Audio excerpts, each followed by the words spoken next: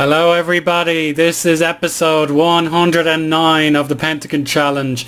Our hopes of making the last 8 of the Mexican First Division opening stage quarterfinals depends on results here against Dorados and also around the league. So if the league was to be suspended here and now, we will be playing against Pumas in the quarterfinals, who aren't in the best of form. But as you can see, we're in a very yo-yo kind of period with LW and L, but Club America, Mineros and Monterrey can't be discarded either. They could make the top 8, but Morelia just really need to avoid being kicked out by one of these other teams. We'll avoid another major disappointment, but getting home advantage is key. I don't think we're very good away from home, and this is an explanation why. We've won 6 out of 8 games at home, but away we have been defeated 4 times and have only won once in 8 attempts. So really desperately poor to only get 6 points on our travels. But then again, a lot of teams like Dorados, for example, haven't done well either. So it is a tricky proposition to get points on your travels here in the Mexican League. So the objective is simple: win the game, get a quarterfinal berth, and see what happens after then. So we'll try our very best to qualify as 4th place, and we might avoid the likes of Leon in the process. So wish me luck everybody, we'll see how it goes. Welcome back to the match screen everybody. Once I name you these lineups, then we can get underway. I've gone for the 4-1-2-1-2 again. Some changes such as Galeana coming in for Rafael, and then also Alafita returns from injury, as none of our left wingers who have been fit have been in decent form. Like, I know Reyes has been in good form, but he didn't play so well last time. Requejo, Delgado, Diego Carlos and Juan Manuel Rossi take up the back line, and then Moreno, in the best form out of anybody, is the attacking midfielder, and Delgadillo, I'll hope to see some more goals from him. They've gone for the 4-1-2-2-1, and they will have some good players in those ranks. If we can take a look, we can see he's scored 4 times in 11 appearances, 4 goals for him, 2 for him, 2, 1 and none for them. And then the defenders haven't really chipped in, I don't think. No, they haven't. So that's all that needs to be said. Time for kick-off, and we'll try and make this as easy as possible, but I just know it won't be a walk in the park. So let's just wait for the loading screen to complete, and we'll get on with the kick-off. Fingers crossed. As I've said before, we just need to find a result from somewhere, and even if the other results help us, we don't get knocked out, that will be useful. But I would love to just win this game and make sure we prove ourselves as a top 8 team. We already got a goal for Monterrey against Cruz Azul. That helps us in a way, as Cruz Azul are above us in the table. Not making the shots count at the moment, are we? Andre Francesco to Lucas Ramirez. He's looking a little tired, but that's okay, as Gonzalez can catch that loose ball. We might go mixed passing for a little bit, see if that works. Francisco goes again. Delgado, and another example of bad clearance, but now we have Moreno. Galeana not able to get there in time. It's Gonzalez to Miranda, and that's Villegas in a wonderful position. He beat the offside trap and was unfortunate not to hit the target from that angle. And I'm a little impatient with my guys. The passing quality has been poor, so I'm going to ask for attacking play now, see if we can get something, but so far not so good. It's an unmarked Sanchez on the right hand side. Lucas returns the ball to him, and he cuts further inside, but he forces a catch from my keeper Gonzalez. Juan Jose, I believe is his name. Yeah, correct. Well, as you say, we don't gain anything, we don't lose anything, but that's a far post, and off the post for Dorados. The first instance of a woodwork being hit, and that was a back turn in the box. Never a smart thing to turn your back in the box, but Moreno moves forward. That's a 2-footed challenge. Arrayas has hacked our man with 2 feet, and he deserves everything he gets. Red card, no question in my mind. And now can we make it a double whammy with a goal before the break? We don't have much time, as we get our own yellow card, and we only have 2 minutes left, 1 minute left. No, but definitely a big break. I was hoping for a red card to change our fortunes, but it's been a dreadful performance otherwise. I have to tell the players that it could go terribly wrong if we don't at least force the initiative in the second half. We have a perfect team talk, which is excellent. I'll probably turn that off and put that on and maybe go more direct, because we can risk that now with fewer defenders on the pitch. But I'll just have to confirm who was actually sent off, because I don't know the names of the players and what position he played. So it was a defender, centre back got sent off, and Dorados respond by putting four at the back and a diamond in the centre and one up front. But Bravo finds Delgadillo, and that took no time at all. It's an easy finish, and it puts us in a dream position, top half of the quarter-final draw. We will be playing Cruz Azul as things stand, unless they find the better goal difference. They're currently losing to Monterrey, so the balance falls in our favour. Medina loses possession. Galeana could put the nail in the coffin. Loses it. Vasquez wins it back, and Galeana shoots over.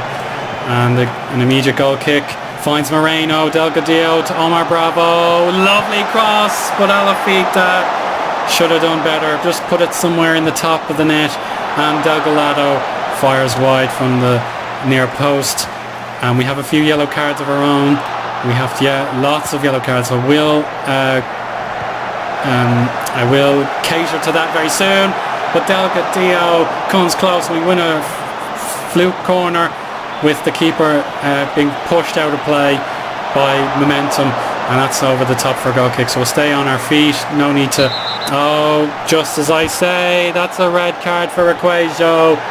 It was within seconds of me being ready to make a substitution, and now it's 10v10. Yeah, that's all I can do. It's a really bad moment to give away a red card to your already disadvantaged opponents, but we'll have to take that on the chin and move on with our substitutions.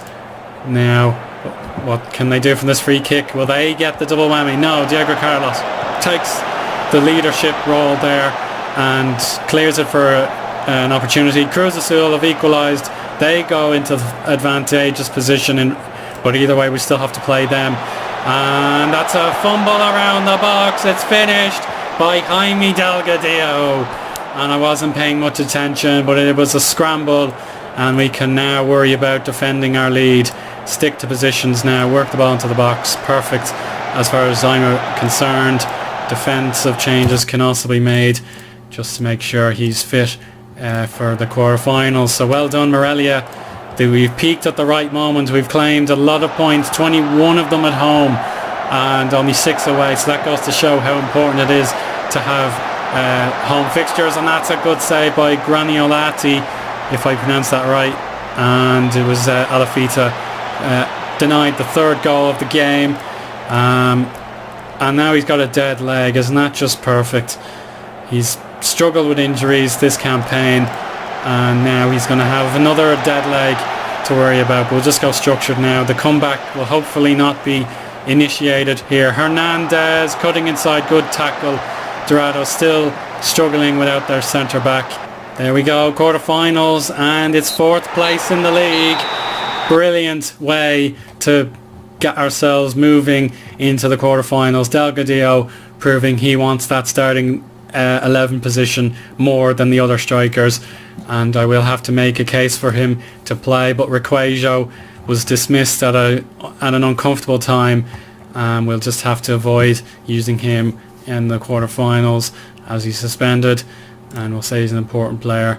But there we go, what a performance. If we had have been better on the road, we would be talking about being in 3rd or 2nd, but either way, Cruz Azul, they did beat us recently, of course, to get up into that area of the table, but we have beaten them in the overall grand scheme of things. And Mineros hold on to qualify in 8th place. Santos Laguna go out when they just needed a victory, and Club America, thank goodness, their superb second half of the season hasn't been rewarded. I would have been worried to have them in the quarterfinals again, but anyway, that'll do very nicely.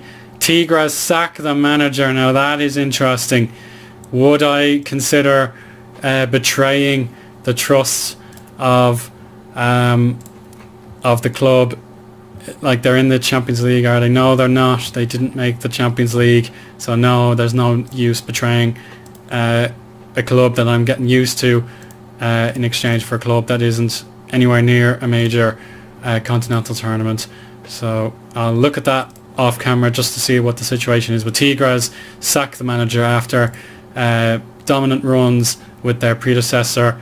The new guy has done terribly, to say the least. There you go. Just 11 wins, 9 draws, 9 defeats, whereas before, Profe Cruz, he wasn't great either. It was this guy Cardoso that brought them all the glory, and that was such a short time ago as well. So it goes to show how quickly things can change. But anyway, we're into the quarterfinals, and we'll just double check who that is against, and we'll play them in the next part of the episode.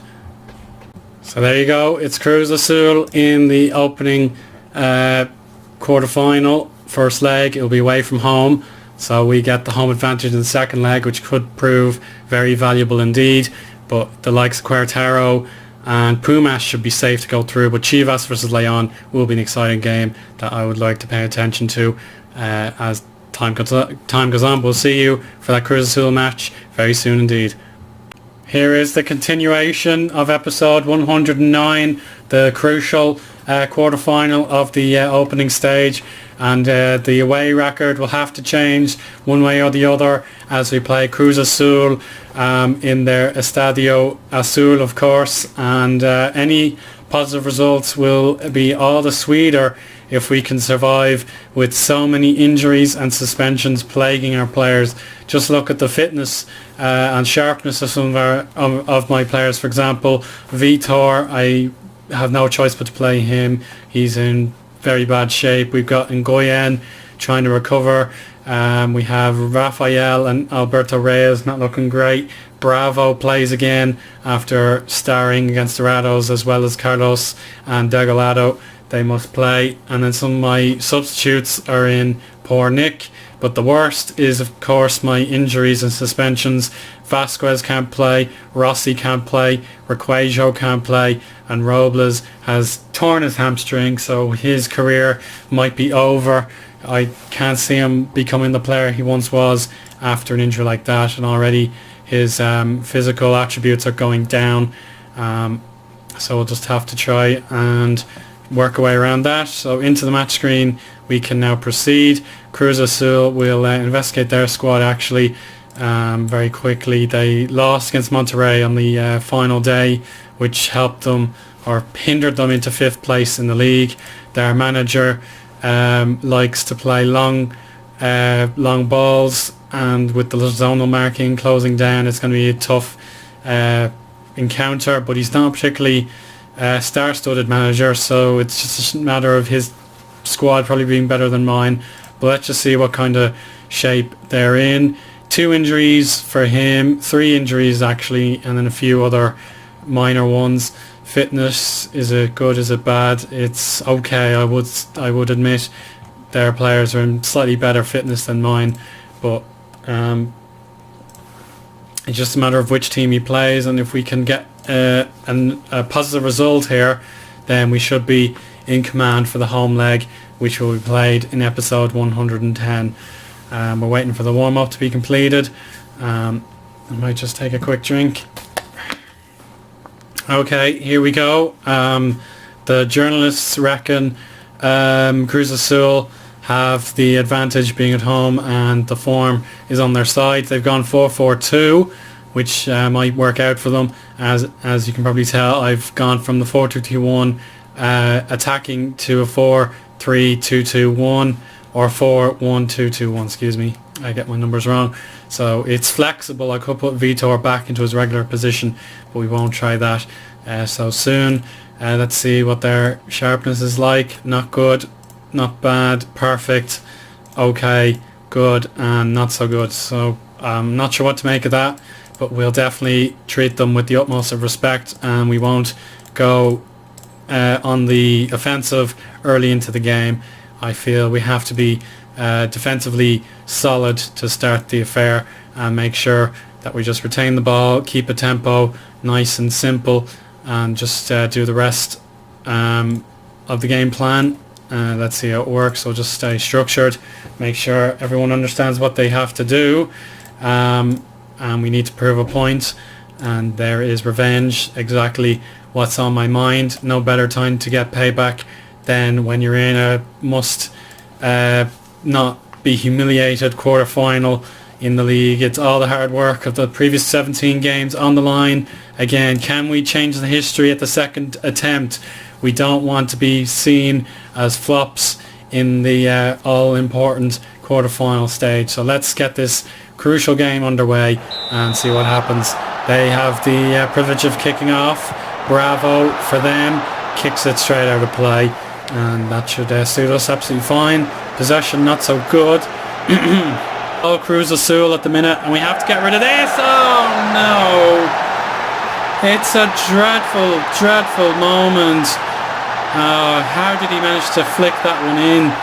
It was definitely guided in by the header, but that was a near post corner, not dealt with. Very, very bad, and it could get worse from here. Buchinho, he gets a rebound, and now, oh, that could have been the game winner there and then. I didn't know who it was shooting. Vitor gets rid of Torgay Reyes, who would be disappointed to have missed an easy chance. Reyes clears, but again, not much going on.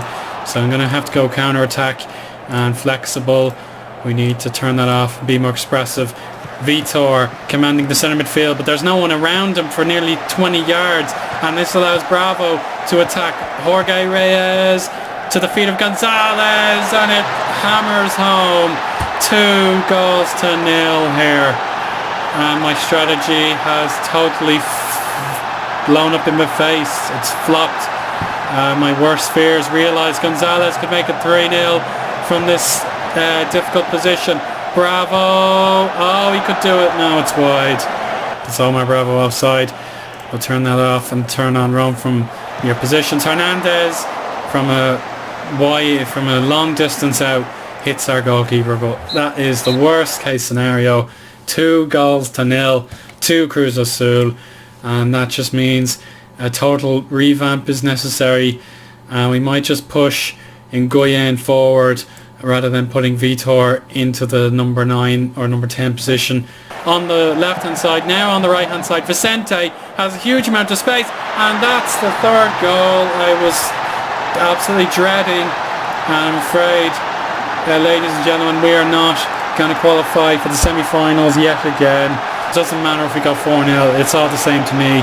We need to rescue this situation one way or the other. That's Okoro with a simple enough header, but didn't find a teammate. Vasquez and Juarez working together. Lovely 1-2. That's shy of the goal by a matter of inches. And we can now activate the push forward motion. Juarez gives it away and returns it to his teammate. It's a crazy battle in the left hand side. Degalado with a goal saving tackle. Rafael over the top ball, shoots. Ortega does keep it out. Reyes corner kick, almost a collision between the players in blue, but they did get rid. Perez, poor cross. Okoro with a deft flick, doesn't find a yellow shirt, and we're running out of time. Just a minute to go when we are doomed.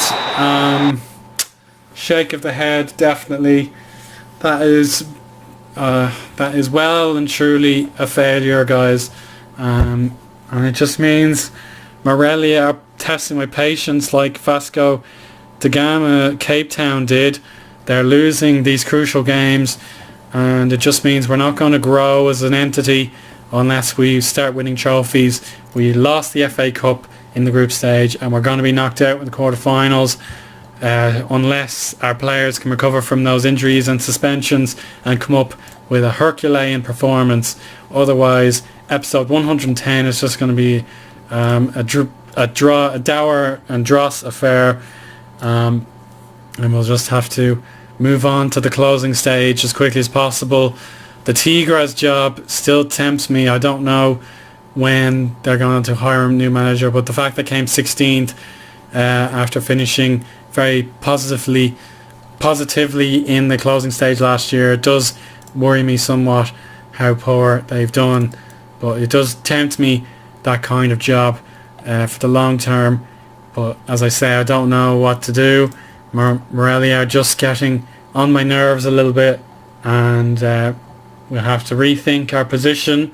I have the power to leave, but as I say, I don't want my reputation to take a bump if we just quit in the middle of a season and the team still could win a trophy or two. But anyway, we'll move on to episode 110.